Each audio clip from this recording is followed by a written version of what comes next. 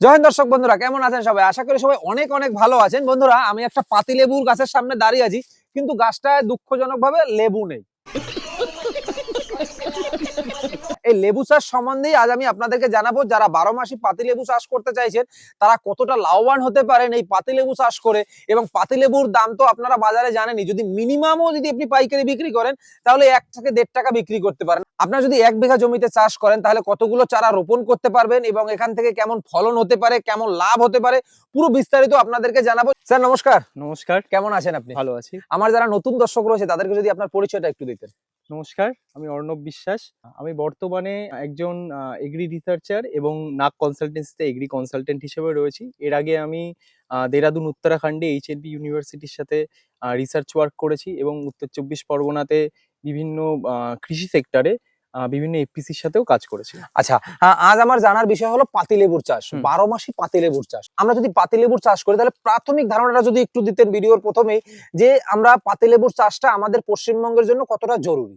পাতিলেবু যদি বলা হয়, পাতিলেবু হচ্ছে একটা সিট্রাস জাতীয় প্রজাতির ফল। মানে হচ্ছে এটা থেকে ভিটামিন সি এর কন্টেন্ট কিন্তু পাতিলেবুতে সব থেকে বেশি। এবং বর্তমানে যদি সেভাবে দেখা হয়, গোটা ভারতবর্ষে মানুষের মধ্যে কিন্তু ভিটামিন সি এর যে ডেফিসিয়েন্সি সেটা কিন্তু প্রচন্ড পরিমাণে লক্ষ্য করা যায়। ভিটামিন সি এর অভাবে বিভিন্ন রকমের সমস্যা হয় মানুষের শরীরে। সেক্ষেত্রে কিন্তু এখন প্রতিদিন ভিটামিন সি জাতীয় বা সিট্রাস জাতীয় ফলের যে ডিমান্ড এটা কিন্তু বাড়ছে। আচ্ছা, আর সেক্ষেত্রে সাপ্লাই যেটা সেটা কিন্তু কম। এটার ফলস্বরূপ কিন্তু আমরা মার্কেটে যে কোনো রকমের লেবুর দাম কিন্তু এখন প্রচন্ড বেশি। মানে এর ফলে আমাদের যে চাষের যে বেনিফিটটা আমরা বেশি পেতে পারি এবং দ্রব্যমূল্য বেশি পেতে পারি, আমাদের লাভ বেশি হতে পারে।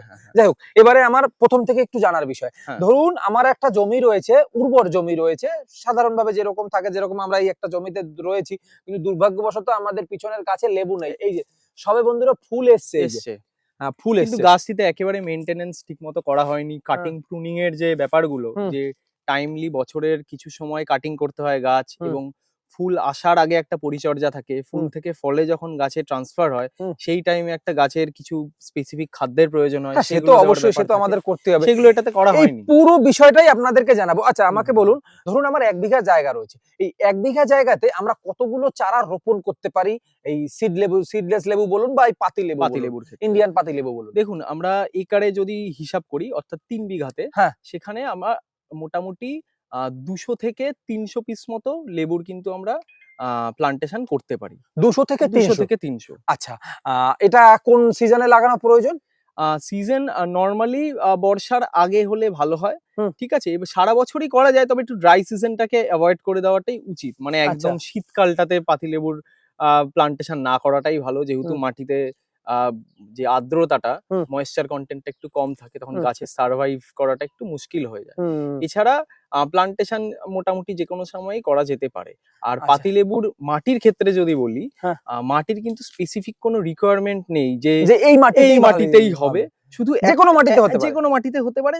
একটা জিনিস একটু মাথায় রাখা উচিত, যে যেই মাটিতেই হোক না কেন, পিএইচ লেভেল যেটা আর কি, মাটিটা যেন একটু অ্যাসিডিক থেকে নরমাল হয়। মানে ক্ষারীয় মাটি, অর্থাৎ যে উপকূলবর্তী যে এরিয়াগুলো আমাদের দীঘা বা মেদিনীপুরের যে এরিয়াগুলো, একটু নোনা মাটিতে কিন্তু লেবু খুব একটা ভালো হয় না।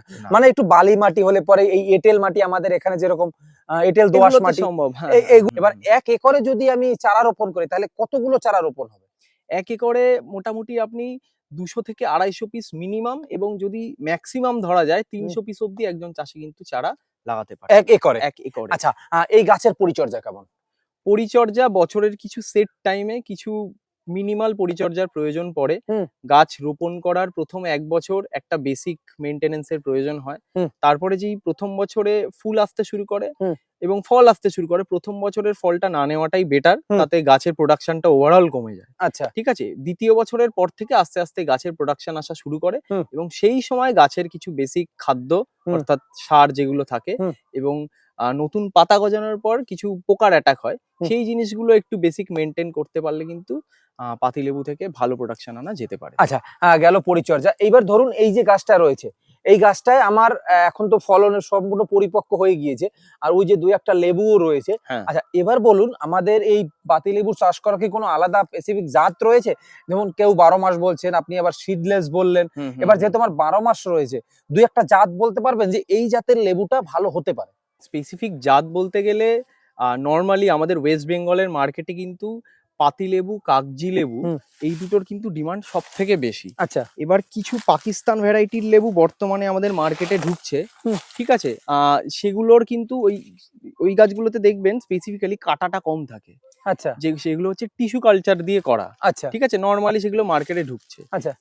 সেই ভ্যারাইটির যে লেবুগুলো, হ্যাঁ। সেগুলোর প্রোডাকশন কিন্তু অনেকটা বেশি। আচ্ছা।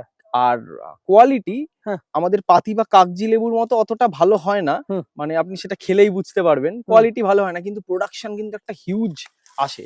সেই যে নতুন ভ্যারাইটি গুলো, পাকিস্তান ভ্যারাইটি, সেই হুম। ভ্যারাইটি গুলোর উপরে কিন্তু কাজ করা হুম। যেতে পারে, এবং ওয়েস্ট বেঙ্গলে অনেক চাষিরা এখন করছেও। 200 থেকে 250 চারা আমি 1 একর জমিতে তৈরি করলাম হুম, হুম, বা হুম। রোপণ করলাম। হুম। এবার আমার কথা হচ্ছে পরিচর্যার খরচা কেমন আছে? আমি যদি ফল আসা অবধি মানে আমার এই 1 একর জায়গাতে কেমন পরিচর্যার খরচা রয়েছে? দেখুন, প্রথম বছরে যদি আমি বলি, হুম। 1 একর এরিয়াতে প্রথম বছরেই মেইন খরচাটা হয়। হুম। ঠিক আছে? ওখানে আপনি 30 থেকে 40,000 টাকা বেসিক একটা খরচা হিসেবে ধরতে পারেন। হুম। উইথ গাছের চারার যে খরচাটা আছে আর হুম। বেসিক যে ফার্টিলাইজার গুলোর প্রয়োজন হয় হুম। সেগুলোর। হুম। তারপরে প্রতি বছরে আপনার মোটামুটি 15,000 থেকে 20,000, এবার ডিপেন্ড করে আপনার গাছে কি ধরনের সমস্যা আসছে, হুম। আপনার ওখানকার মাটি কেমন, লেবার হুম। কস্ট কেমন, এগুলোর উপরেও পুরো ব্যাপারটা ডিপেন্ড করে। হুম। তো এরকম একটা মোটামুটি হিসাব হয়। আচ্ছা, এবার তাও অ্যামাউন্ট কেমন হতে পারে? প্রোডাকশন অ্যামাউন্ট এর কথা না, বলছেন? না, পরিচর্যার অ্যামাউন্ট পরিচর্যার অ্যামাউন্ট আপনি বছরে 15,000 ধরে চলুন। মানে একরে? হ্যাঁ, হ্যাঁ, হ্যাঁ, একরে 15,000। হ্যাঁ। আর আমার গাছের যাই খরচা থাক না কেন? গাছের যেটা চারাতে গেল, চারার যদি খরচা বলেন, এখন মার্কেটে বিভিন্ন জায়গায় বিভিন্ন রকমের দাও আপনার প্রাইস জানা চলে। মতে আনুমানিক দাম সেই কেমন আছে? হিসেবে দাম যদি বলেন, পার লেবুর গাছে আরকি হুম। 200 থেকে 350 অব্দি রেঞ্জ যেতে পারে। 350 র উপরেরও রয়েছে বিভিন্ন ভ্যারাইটি, টিস্যু কালচারের ভ্যারাইটির দাম আরো বেশি। হুম। 350, 400 অব্দিও যায়। হুম। আর বেসিক আপনি 200 থেকে 250 টাকায় কিন্তু ভালো লেবুর চারা পেতে পারেন মার্কেটে। আচ্ছা, এটা গেল আপনার পরিচর্যা এবং চারার খরচা। চারার চারার খরচাটা খরচা। আমি এই জন্য হাইলাইট করছি না বন্ধুরা, কারণ এটা 12 মাসই ৫, ৭, ১০ বছর আপনাকে ফলন দেবে। ফলন দেবে। হ্যাঁ, সেক্ষেত্রে চারার খরচাটা আপনাকে প্রত্যেক বছর হিসেবে ভাগ করে তুলতে হবে। হ্যাঁ, হ্যাঁ। এবার কথা হচ্ছে, আমার যদি ১৫,০০০ টাকা খরচা হয়, তাহলে আর ধরুন ৩০-৪০,০০০ টাকা আমার চারায় গেল। এবারে আমার ওখান থেকে ১ বছর বাদ থেকে কেমন মাসিক ইনকাম আসতে পারে? ১ বছরের মাথায় সেরকম একটা প্রোডাকশন লেবুতে আসে না। হুম। যেটা আসে সেটা একদম মিনিমাল। হুম। মোটামুটি ৩ বছরের পর থেকে কিন্তু ফুল প্রোডাকশন আসে। হ্যাঁ, ফুল প্রোডাকশন তাহলে আসা এবার আমরা শুরু একটু হয়ে যায়। প্রোডাকশনটাও জানি, হ্যাঁ। তাহলে লাভটা আমরা লাস্টেই জানি। হুম, হুম, এবার হুম। একটা গাছে কেমন প্রোডাকশন হতে পারে ৩ বছর বাদে? মোটামুটি একটা গাছ যখন ম্যাচিউর হয়ে যায়, ৩ হুম। থেকে ৩.৫ বছরের মাথা থেকে একেকটা গাছ মোটামুটি আপনাকে ৮০০ থেকে ১০০০ পিস মতো লেবু কিন্তু পার ইয়ার দিয়ে দেবে। ৮০০ থেকে ১০০০। ১০০০। তার এর দাম কেমন আছে মার্কেটে? আপনি নরমালি যেটা পাইকারি রেঞ্জে বললেন ৳১ পিস, সেই হ্যাঁ। হিসেবে ধরলেও পার প্লান্টে আপনি বলুন কতটা হচ্ছে? ৳১,০০০ টাকা। হ্যাঁ। ২৫০ প্লান্টে ২.৫ লাখ। হ্যাঁ। তার মানে আমি যদি ১ একরে চাষ করি, তাহলে আমি ২.৫ থেকে ৩ লক্ষ ৩ লক্ষ টাকা। টাকা। হ্যাঁ, আমি ৳১ এইজন্য বললাম, কখনো ৳২, ৳২.৫ টাকাও থাকে। আমাদের খুচরো ৳৫ কিনতে হয়। হুম, হুম, হুম, হুম। আবার কখনো ৳২ র নিচে তো আমি কখনো দেখিনি লাস্ট ৫, ৭, ১০ বছরে। আমার মনে পড়ছে না। না, সেক্ষেত্রে ৳১ টা মিনিমাম। ৳১ পাইকারিটা মিনিমাম। মিনিমাম। তার থেকে আমরা বুঝতে পারছি বন্ধুরা, আমরা যদি পাতিলেবু চাষ করি ১ একর জমিতে, স্যার যেটা বললেন, সেক্ষেত্রে আমরা যদি বিঘাতে ৳২.৫ লাখ টাকাকে ভাগ করি, তাহলে ৮০,০০০ এর মতো আসে আরকি। হ্যাঁ, ৮০,০০০ এটা কিন্তু মিনিমাম। ম্যাক্সিমাম কিন্তু মোটামুটি ম্যাক্সিমামটা তো ছেড়ে দিন আপনি। পরিচর্যার উপরে। যদি হ্যাঁ, পরিচর্যার উপরে অবশ্যই, কিন্তু প্রোডাকশন এর দিক থেকে মোটামুটি ১ লাখ ২০ কিন্তু আনাটা খুব একটা অস্বাভাবিক কিছু নয়। এটা আচ্ছা, আনাটা খুব ইজি। আমরা মিনিমাম ৳১ লাখ টাকা ধরতে পারি। ৳১,০০,০০০ ধরতে পারেন। বন্ধুরা, তাহলে ১ বিঘা জায়গাতে যদি আমরা পাতিলেবু চাষ করি, অনেকে আবার এই টাকা শুনে বলবেন, "হ্যাঁ, এত টাকা হয় নাকি? এত টাকা হয় নাকি?" আরে ভাই, করুন তো আগে। তাহলে না বোঝা যাবে, হ্যাঁ? এবারে আমরা ১ বিঘা জায়গা থেকে কিন্তু এই পাতিলেবু চাষ করে, এটায় খুব মিনিমাম পরিচর্যা এবং বেশি মেইনটেন্যান্স নেই। এই গাছগুলো তো একদমই মেইনটেন্যান্স করে না, তাই এই হাল হয়ে রয়েছে। আচ্ছা, এর প্রুনিং এর দরকার আছে কি, কাটিং এর? প্রুনিং এর অবশ্যই প্রয়োজন আছে।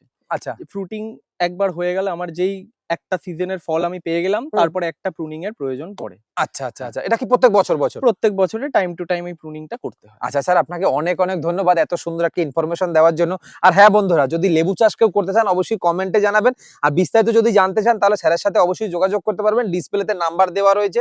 আর দেখুন, যে কোনো চাষ করতে গেলে ইনকাম রয়েছে, যে কোনো চাষ করতে গেলে সেখানে খরচা যেরকম রয়েছে তার লাভ কিন্তু 3 গুণ রয়েছে, আবার 4 গুণ বেশি রিস্কও রয়েছে।